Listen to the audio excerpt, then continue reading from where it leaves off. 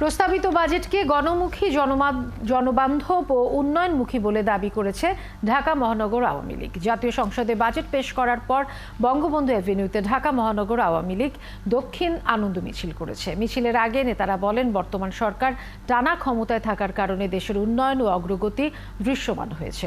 আওয়ামী লীগ 2009 সালে ক্ষমতা গ্রহণের সময় বাজেটের আকার ছিল 60 লাখ কোটি টাকা। সেই বাজেট এখন প্রায় 8 লাখ কোটি টাকায় ঠেকেছে। প্রধানমন্ত্রীর নেতৃত্বে দেশ এগিয়ে যাচ্ছে উল্লেখ করে বলেন, এই বাজেটে সাধারণ মানুষের কষ্ট লাঘব হবে বলেও দাবি নেতাদের।